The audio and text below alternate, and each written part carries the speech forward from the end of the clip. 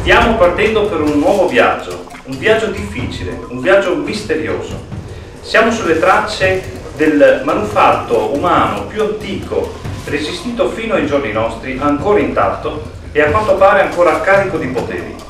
Siamo sulle tracce del leggendario scuffiotto Maya.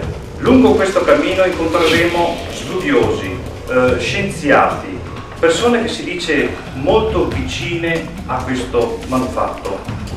Sentiremo il maggiore esperto di calendari in pietra della storia, il paleocalendariologo Paul Revell. Paleocalendariologo. Ok, vai.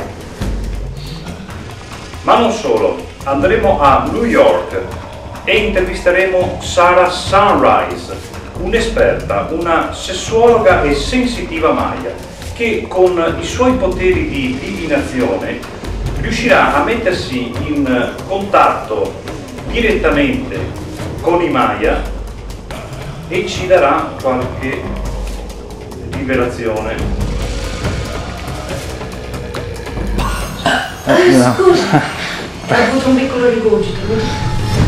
Sarà vero? Esisterà veramente il leggendario scuffiotto Maya?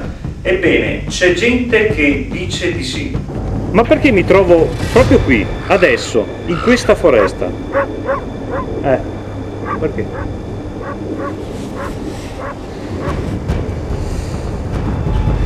Vi invitiamo quindi a percorrere assieme a noi questo lungo cammino che ci porterà alla scoperta dell'ultimo e più affascinante enigma dell'umanità.